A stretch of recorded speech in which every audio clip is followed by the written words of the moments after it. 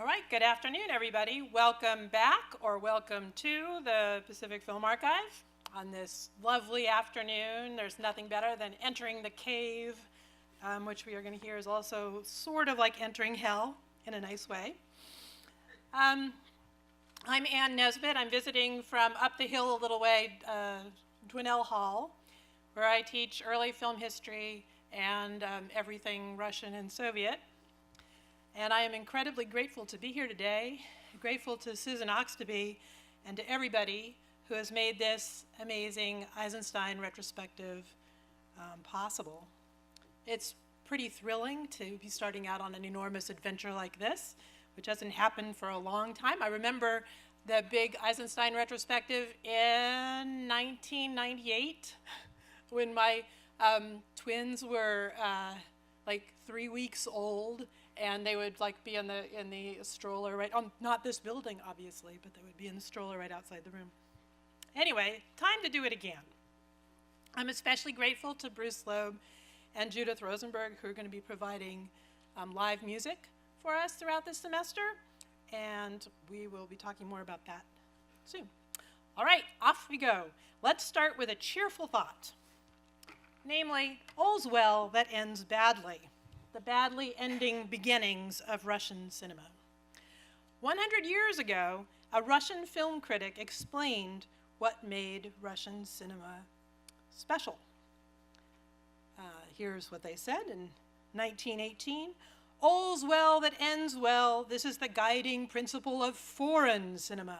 But Russian cinema stubbornly refuses to accept this and goes its own way. Here it's all's well that ends badly. We need tragic endings. Films brought into the Russian market would sometimes have their endings re-edited to make sure that help did not arrive in time. Scandinavian film studios would even go so far as to film another extra tragic ending, especially for the Russian export print of a film. But today we're here not to talk so much about tragic endings, although don't worry, we'll already have our share of those, as about bad beginnings. And we have a number of those to consider. This is the beginning of a new year and a new semester. Perhaps the new semester will go well, I hope it does, but many of us are a little worried about the year 2018. That puts us, I think, in exactly the right frame of mind to watch a lot of Russian and Soviet films together. So that's looking on the bright side. This is the beginning of the PFA's extended retrospective of Eisenstein's career and of the filmmakers around Eisenstein, a retrospective that comes in two flavors, as it were, lingering, because these Wednesday screenings will go right through the end of April, and also when Peter Bagrov comes from Russia to join us for a whirlwind 10 days in February, super intense. It seems to me important to begin our study of Eisenstein's rebellious upending of cinematic rules with a look at what he was rebelling against. Pre-revolutionary Russian film, specifically the brilliant work of Evgenii Bauer.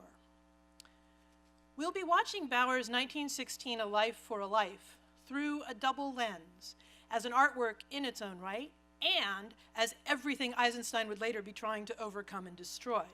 In other words, our view will be sympathetic and hostile, both at once. We are going to be very dialectical about this. So let's dig back deeper into the bad beginnings of Russian cinema. There they are. So Russian cinema's history sort of begins in the, as it turned out, not very happy event of the coronation of Nicholas II in Alexandria in 1896. Now, Nicholas II, of course, had become Tsar already 2 years earlier when Alexander III died, but coronations, as you know, take a while to plan. So in 1896, Russia threw a huge coronation party for Nicholas II. This is what you might call a tragic trinket. It's a souvenir that was promised to anybody who would show up on the Khodinka field outside of Moscow and wait for the souvenir package, which was wrapped up in a lovely decorated kerchief and so on. And about, I think, 500,000 people showed up to take part in that. And one person who was there visiting from afar was a guy named Francis Doublier. So at the end of 1895, the Lumiere brothers had started public showings of their new contraption, the cinematograph, which was especially lovely because in a very compact package, it was able to be both movie camera and projector. And so it was something that you could export in a way that you could not usually think of doing. And the Lumieres realized this right away. It was a big hit already in France, and they started sending their people out around the world on a kind of double mission. The mission was to go and take interesting footage that then could be shown, and also to act as salesmen for this new thing, the cinematograph, and to get everybody hooked on its potential. So Francis Doublier was sent to Russia. He was only, I think, 19 at the time. He was just a kid. And he showed up, and the first thing he did was he had to take like pictures of the actual coronation ceremony. That seems to have gone okay. And then he went out with his team to film the distribution of tragic trinkets at the Chodinka field. And this is his memory of that. He says, "We arrived about 8 o'clock in the morning because the ceremony was due to take most of the day and the Tsar was to arrive early. When I saw some of the souvenirs being handed out ahead of time, I got down and pushed through the very dense crowd to the booths about 150 feet away. On the way back, the crowd began to push, impatient with the delay, and by the time I got within 20 feet of our camera, I heard shrieks behind me and panic spread through the people. I climbed onto a neighbor's shoulders and struggled across the top of the frightened mass. That 25 feet seemed like 25 miles, with the crowd underneath clutching desperately at my feet and biting my legs. When I finally reached the roof again, we were so nervous we weren't able either to guess the enormity of the tragedy nor to turn the camera crank. The light boarding over 2 large cisterns had given way, and into these and into the ditches near the booths, hundreds had fallen, and in the panic, thousands more had fallen and been trampled to death. When we came to our senses, we began to film the horrible scene." So here you see that Doublier had what it takes to be a tragic photographer. When we had brought only 5 or 6 of the 60-foot rolls, and we used up 3 of these on the shrieking, milling, dying mass around the Tsar's canopy, where we had expected to film a very different scene. This footage did not survive because the Tsar's police, famous for being efficient, came out and promptly confiscated all of it and held the Lumiere team for a while before finally releasing them. So more than 1,000 people died for the want of the trinket. So from the very beginning, cinema in Russia was associated in some ways with tragedy and with death. And this went very nicely with the Russian mindset. So later in the summer, when this fellow, the young writer Maxim Gorky, went off to the Nizhny Novgorod Fair, which was set up partly to correspond with the events of the coronation, but as an exposition showing off all of the agricultural and trade items available in the Russian Empire. He was very struck. So he was young, poor, freelance writer. He was writing reports on all sorts of different aspects of this fair for various newspapers, and he was particularly struck by what he found in a little cafe, or something set up to look like a cafe, which was made to look like it was just borrowed from Paris. And the way they made it look authentically Parisian is that they even imported some loose women to sit at the little tables in this mock cafe, because if Russians knew anything about France, they knew that it was a perilously sexy place. So that gave it the aura of authenticity. And then on a little screen at the edge of the cafe were shown these amazing moving images of the cinematograph. So Gorky's reaction to this was famously just a little bit on the dark side. He says, "Yesterday I was in the kingdom of the shadows. If only you knew how strange it is to be there. There are no sounds, no colors. There, everything, the earth, the trees, the people, the water, the air is tinted in a gray monotone. This is not life, but the shadow of life. And this is not movement, but the soundless shadow of movement." Gorky, as soon as he walked into some place with the cinematograph at work, immediately remembered reading people like Plato and Homer and the kingdom of death, where everything is a little bit gray. He also worried in a way that is familiar to us today, because people continue to worry in these veins, that the cinematograph would make our nerves, quote, "more refined on the one hand and duller on the other. The thirst will grow for strange, fantastic impressions such as the cinematograph provides, and less will our nerves wish or be able to grasp the ordinary, simple impressions of life. It will give us illustrations to the works of the Marquis de Sade. Before it serves science or helps to perfect people, it will bind itself in servitude to the Nizhny Novgorod fair and will help popularize decadence." And actually, though he's gloomy about it, we also have to say he's probably completely right about how things went. But they continued to go in that way, and we're still here despite everything. The cinematograph was a big hit in Russia, but it took another decade or so before Russians were actually in the business of making films themselves. But when Russian cinema appeared, it became enormously successful and popular very fast, with a real explosion around the beginning of World War I, when foreign imports were seriously restricted, and therefore Russian films had to appear.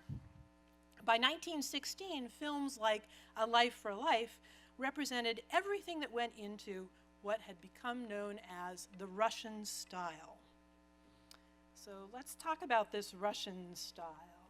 So this is a picture of Evgenii Bauer, our man of the day. He was the son of a famous zither player, as one is, and a graduate of the Moscow College of Painting, Sculpture, and Architecture. And he had entered into cinema first by being a set designer, and then had graduated to direction. And he became famous for a number of different aspects of the cinematic Russian style. So I'll just point out a few things that we will want to be looking for, but won't be able to miss because they're unmissable in A Life for the Life. So one of those things is columns. Columns, and more columns. Columns in the drawing room, by the fire in the office, columns here, there, and everywhere. The film's director, Mr. Bauer, will forgive us if we find ourselves smiling at the abundance of columns in A Life for a Life. The picture has been produced with colossal extravagance. That's a review from 1916.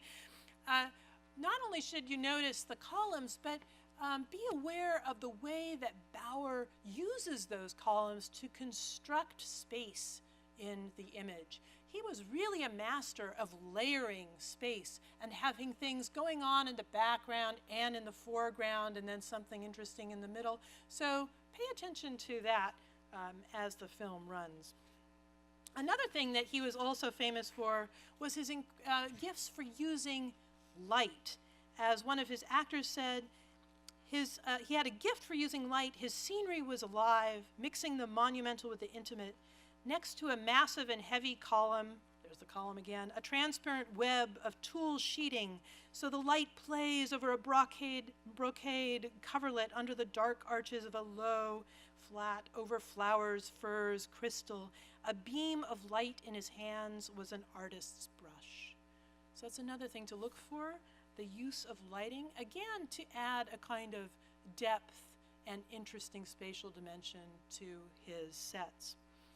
And then, and perhaps this is the most characteristic of the Russian style, In Bauer's films, you can be guaranteed to see a lot of full scenes, as they were called.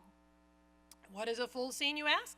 A full scene is one in which the actor is given the opportunity to depict in stage terms a specific spiritual experience, no matter how many meters it takes, so no matter how long it takes. The full scene involves a complete rejection of the usual hurried tempo of the film play.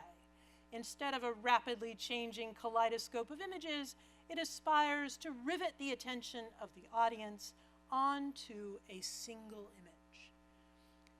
And of course, this is one of the things, even though what's odd here, of course, or ironic here, is that the 1916 reviewer is saying this is in response to all that speedy cutting that we see too much before, right? But then Eisenstein will be responding in a hostile way to the whole idea of the full scene. But we are going to love it as well as despise it. That's our dialectical task. And speaking of full scenes, no one could pull the fullness out of a moment more than these two actresses who you'll see in this film, Vera Kholodnaya and Lydia Korenieva. Let's start with Lydia Korenieva. So she was an interesting actress. She was a stage actress, basically. She made a few films in her life, but she was part of the Moscow Art Theater and already an incredibly accomplished actress when she took this role in A Life for a Life. And very much in contrast, both in fact and in critics' responses, to the other woman over on the left, who's Vera Kholodnaya. Vera Kholodnaya was kind of plucked from obscurity and via Bauer became the biggest star in Russian pre-revolutionary cinema, and her stardom lingered on both after the revolution and after her death. Vera Kholodnaya was famous for being the opposite of Lydia Korenieva, the opposite of someone trained up in the Moscow Art Theater, the opposite of someone who does a really good job with Chekhov. She instead became a kind of diva style, but a diva who was always associated with somebody who could do things spontaneously and hardly had any training. She was just naturally what she was. So I think that the terms in which critics talk about these two actresses is pretty interesting, and so I gave you a little taste of it, the guy Voronin writing about the two. So here he is on Kholodnaya. She did not create, she remained herself. She lived the life given her, loved with the love that her heart knew, remained in the throes of the contradictory and dark forces that fine dialectician, the devil, had endowed her with since birth. So that's a certain kind of rhetoric about stardom, right? So she was just naturally herself, and she's just naturally doing this emoting, versus Korenieva, about whom he says, her style is carefully worked out. No matter how beautiful Korenieva was, there was also the deliberate dramatism of expression, the constraints of her fixed style. So she's getting dissed here for her training. So one thing to look for is, and you will not miss it, is the contrast in acting styles between these two contrasting characters, one of whom comes out of the Moscow Art Theater tradition, and the other one is the wildly popular natural star. And let's think about what strikes us as more or less natural, right? That's always an interesting question. So Vera Kholodnaya had her own tragic ending not that long after this film. She, after the First Revolution, she went down to Odessa with the film studio, and there she caught the Spanish flu and died early in 1919. Ah, yes. And finally, something for us to look for in this film is the theme of economics. I know it's somewhere in the PFA blurb was the word funding. And I hope some of you also noticed that word and how it sort of seems a little bit odd to have funding as a theme for a pre-revolutionary silent film. Well, this is a film set at a time when old hierarchies are beginning to totter, and it produces this very strange collision between economics and virtue. It plays out in a bizarre way. So I hope that we will maybe be able to figure out together what is the moral of this strange tale. Keep your eyes on the economics.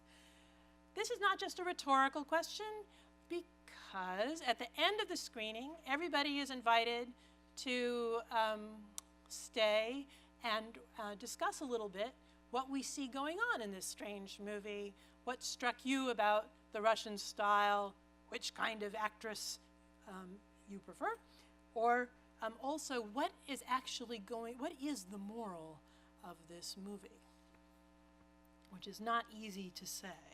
It's very strange. We are especially fortunate today to have live piano accompaniment for our screening.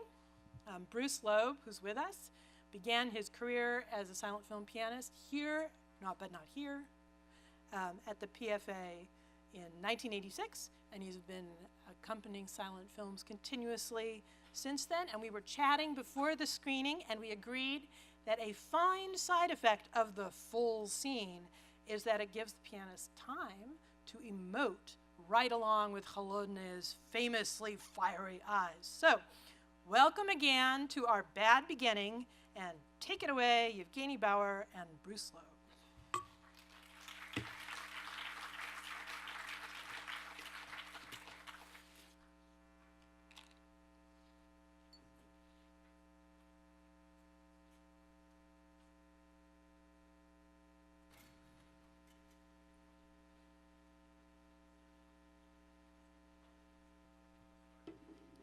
So that's a nice little dose of melodrama to brighten up your January.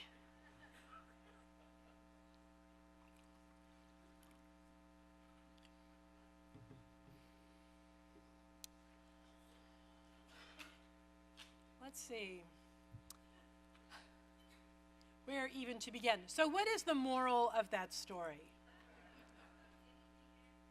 What? Crime never pays. We have this, okay. I like the economic spin on that. That's good. What else? Love doesn't work very well. That's actually, what? Buying love doesn't work very well. Oh, you have okay, so we actually have a magically roving microphone, if you want to. Oh, we have two of them. We're so set up. Yes.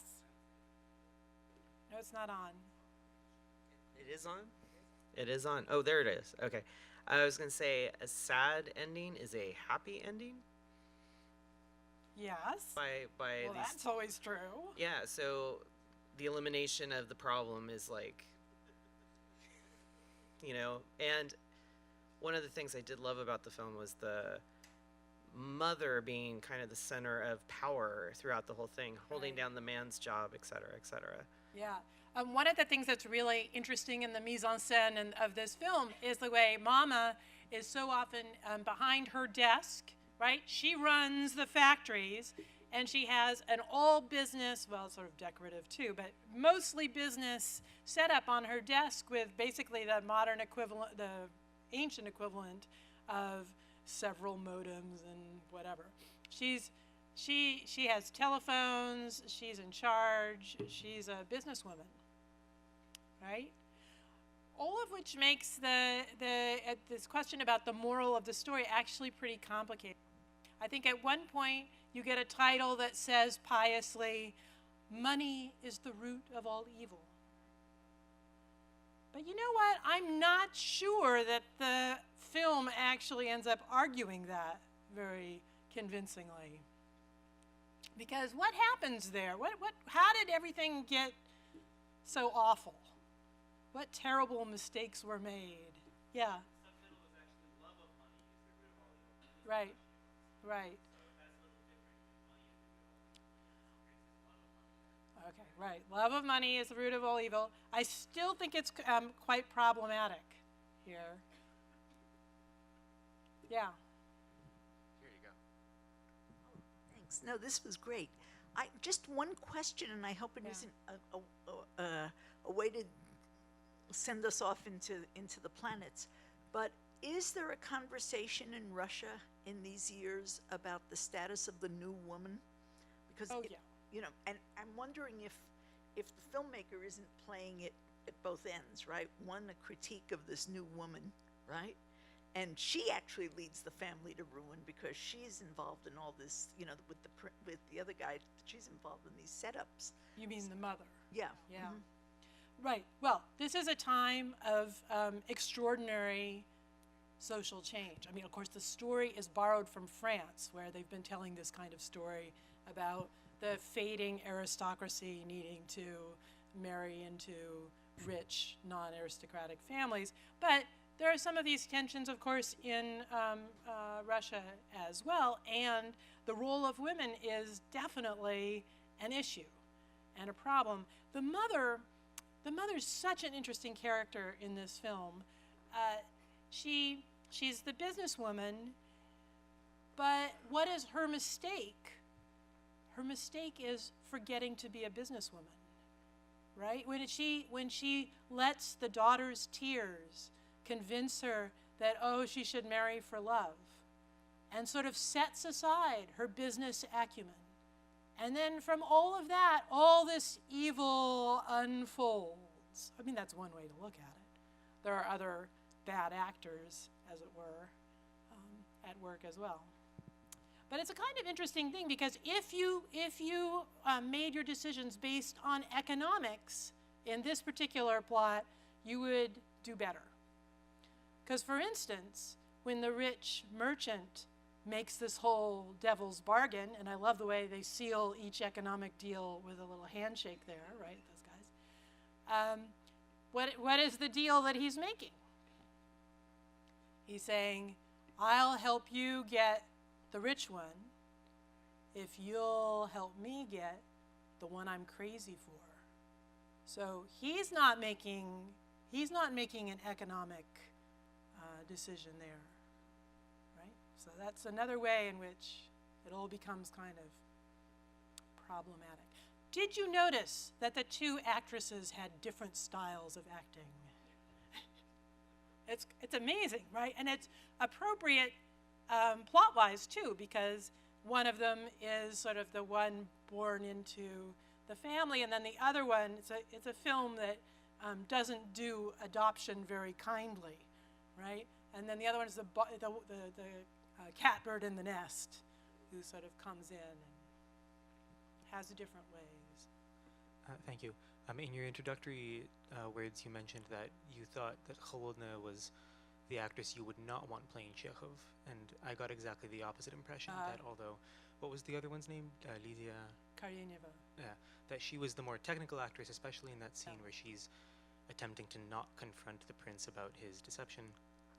But Kholodnaya seemed like exactly the kind of actress I would want playing, you know, in Uncle Vanya or something, with the drama and the raw longing. Well, it totally depends on how you like your Chekhov, right? But the distinction that's being drawn there by the fussy critic is that Karyeneva is too professional. Like she's too trained, she's too professional, whereas Kholodnaya is just a natural. She's just being herself on the screen. Well, I personally, so I have but that's again just sort of how you do Chekhov. I don't know. I mean, yeah, but I can see why it would be perfectly valid to feel the other way around. But she was not, Kholodnaya was not someone who was trained for the stage and who felt at home on this sort of theatrical, the classical theatrical stage. Yeah. I have a little different take on the morality. When in doubt, breathe deeply. Yeah, that's a life lesson from here, right? I think that we should all go home and practice having a heaving bosom.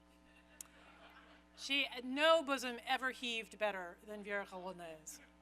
And she also does pretty well with the rolling eyes. So if you can do like a rolling eye and then a heaving bosom, you're on your way to glory, basically.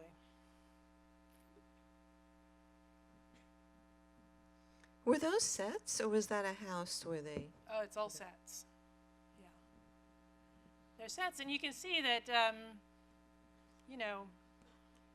Bauer is somebody who knew how to go all out for sets.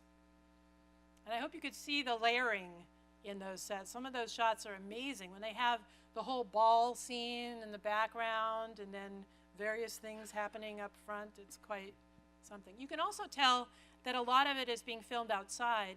You can see the wind rippling through these curtains, and the film sort of alludes to this in an odd way because it has all these spaces that are sort of neither in or out. You know, there's some kind of garden conservatory. You can't really tell, right, whether you're in or out. You're out using daylight to help you film. I wanted to ask, can I bring up the mise en scène a little bit? Sure, yeah. So I thought it was interesting the director actually placed people or objects in certain ways to draw focus to like different areas of the frame, but also there was a thematic thread of distress. There was even a title card, I can't remember what it said, but it was like 2 words like absolute melancholy or something like that, and then we see her. But there was the scene where her veil's being blown in the wind at her wedding day, or the scene where the mother on the wedding day is placed dead center of the frame between the 2 daughters, kind of creating this idea of a rift happening in this moment of the wedding. Or when the husband of Marta finds out about the affair, he's placed dead center, and then there's another scene, a great scene, where he's next to a bust of a woman with an exposed breast, which back then in artwork, you know, that was also a symbolism of distressed moments of sorts. So he was constantly next to that little bust. I noticed that, like, distress. They're like the sphinxes that are on the back. Yeah. I think there's even in the sort of garden conservatory set, there's something that's sort of like the Garden of Eden. There's like a tree and a sort of Adam Eve kind of possible setup there. Yeah, they use every drop's worth of every prop. So those little chairs, you know, it's never accidental where they are, and then they kind of dance around them depending on how mad Mama is with you and how much she wants to sort of keep you away from her real daughter. There's a lot of that, or that wonderful use of the column at the end, right?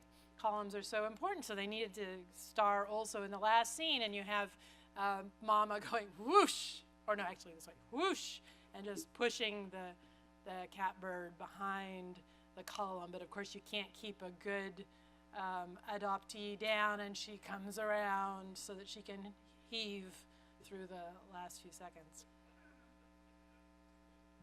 I'm curious if Eisenstein actually did comment on this film at any point, because I can certainly understand his frustration. It felt a bit like Downton Abbey, where you're just praying for guillotines by the end of it. And I was just wondering if he had actually made any comment about that kind of film. About this particular film, I don't remember that he does, but he does mention Bauer some. And this is everything Eisenstein is working against. So, and you can sort of go down the checklist.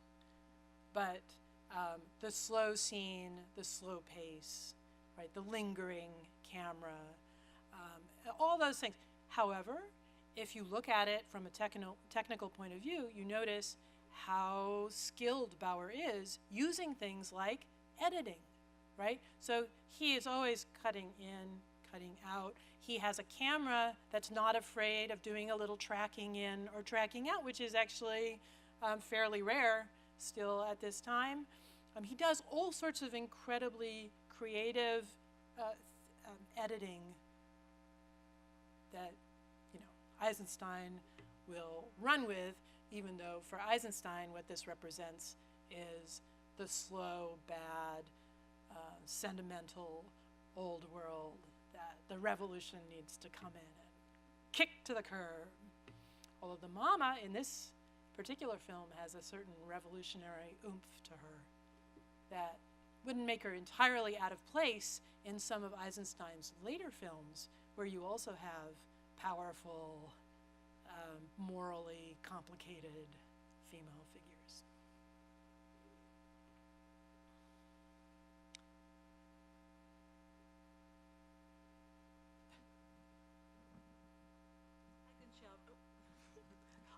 Do you think this was about typical, about average for the frequency of title cards? I frequently would have liked to read more. Yeah, I think actually we're missing quite a number of title cards in this version of it. There are moments that seem to have them, and every now and then you'll get that flash of an X. So, you know, how these films came to us today is also a long story. So Bauer's films were basically forgotten about for a really long time. In fact, it was in 1989 that the Giornate del Cinema Muto, the Silent Film Festival in Pordenone, did a retrospective of pre-revolutionary Russian film and brought all of these films out from the archives. And it was incredible. It was incredible. People really had no idea that there was so much rich cinema there before the revolution. And then that show actually came here, I think the next year or so, not here, but PFA when we were up the hill. And it was so exciting to go and see these movies. Bauer did a number of really, really beautiful movies. So a lot of them, however, were discovered, but not necessarily with the titles, and then they have to figure out how to reconstruct titles, and so you do not get all the titles usually that you would have had at the time.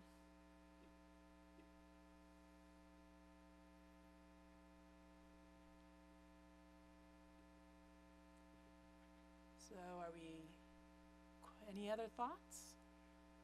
Oh, there's a thought, couple thoughts. How was this film viewed at the time in Russia?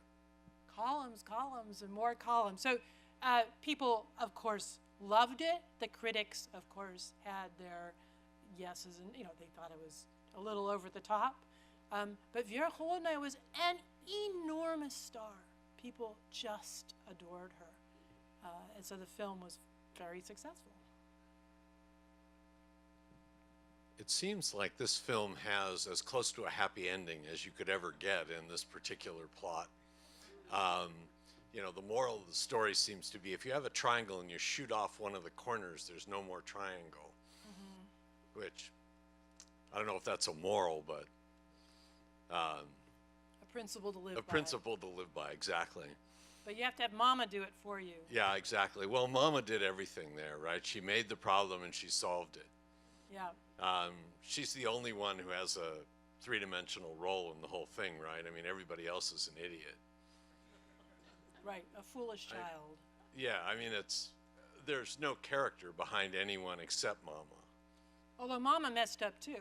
Well, no, she messed up, but I mean, Mama at the end of that. You don't know anybody else in there. They're paper thin, right?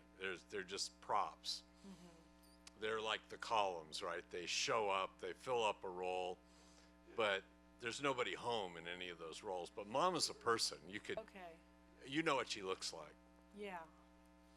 And I don't know. I like that movie. Oh, that's good.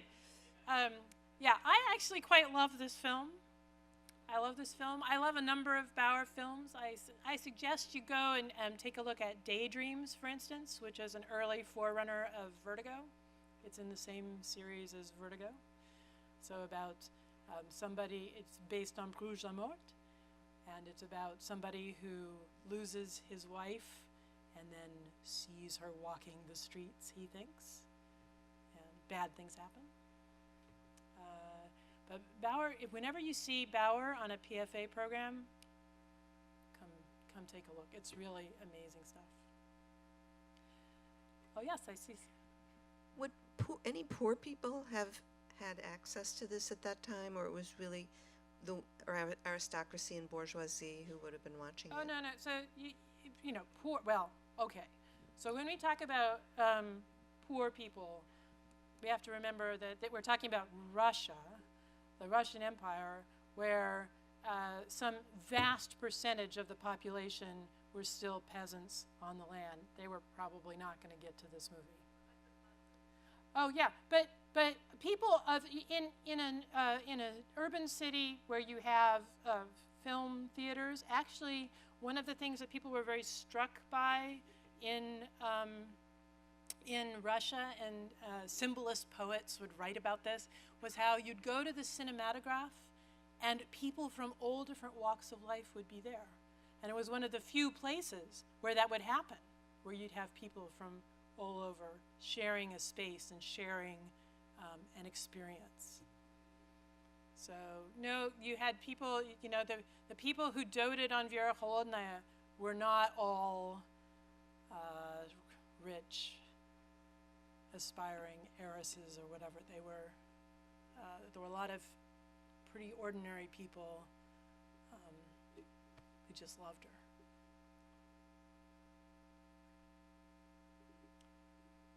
Any other thoughts? Yeah. Yeah.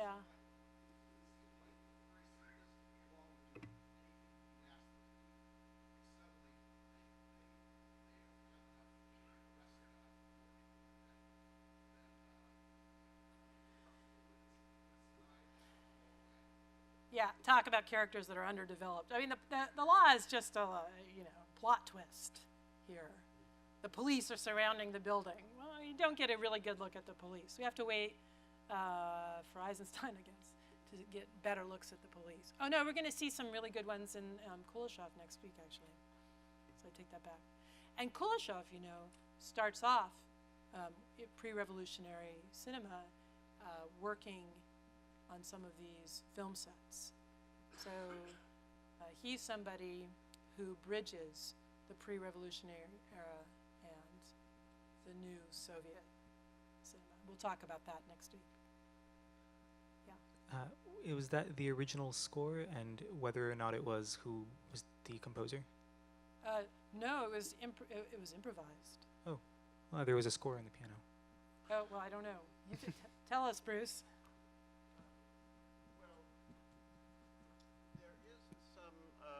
Material. It is a lot of improvisation with some quotations from music that you saw on the piano, but also I was using some of the music by Alexander Vertinsky, who was a cabaret artist and composer and dedicated some of the songs you heard to Vera Kolodnaya.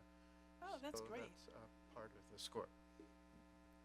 Oh, thank you so much for asking that question. But Bruce, you should just volunteer those kinds of things before anybody, you know, not waiting for someone to ask. That's amazing. Thank you. Me again. Hello.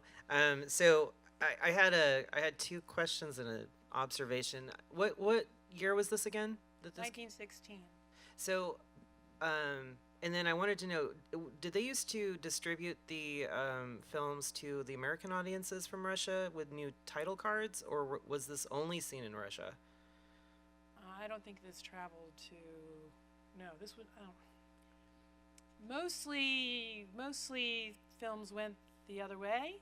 They came into Russia, but of course this was the First World War, and so as I said, there was a sort of shutting down of film trade, or a tightening up of international film trade, which helped the Russian films develop. This was also what happened in Germany, too.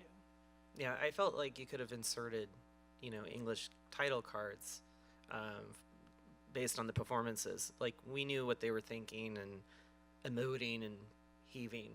throughout the. So again, the right, run. we don't have a huge number of title cards in this film, enough to sort of get the theme of finances across. Sometimes it's interesting. Sometimes the translation is wrong for the title cards, and sometimes the title card is wrong and the translation is right. It's a very odd mix of things. But for instance, when Nata has just been informed that her lover's going to marry her sister because she's the one with money, she actually, the translation had her saying, I don't have any money, but actually what she says is, I do have money. So she's being, she's being proud of what little money she has, which is very different. All right, so that leads me to my observation, or maybe it's another question, but since the films traveled to Russia, I felt Marta's character was heavily influenced by Theodora Bera and her iconic A Fool There Was film of 1915. Do you think that they created the vamp or the bad girl character kind of with the Theodora Bera-esque, like dark shadows under the eyes? Because I noticed the other sister was more Mary Pickford looking. Yeah, yeah, right. Yeah, all of these characters are very influenced by all sorts of foreign imports. That is totally true. And good point about the eyeshadow difference. That's another way. If you're wondering, you're presented with two sisters, and you're wondering which one is the good one and which one is the slightly wicked one. Eyeshadow is your key. Well, if we don't have any more, oh, there's Susan. Okay. I just know that many of our audience members would be interested in either a reading list or any key texts that you might be referring to across the semester, which we could bring into the BAM-PFA store, or we also have a film library and reference center below with a lot of access to material that might be on your list. So maybe for next week. Yeah, I'll do that. Okay, that would be great. Okay. And I just want to thank you so much for leading this Thank you for making lecture this series. possible. Thank you. See you next week with Kuleshov.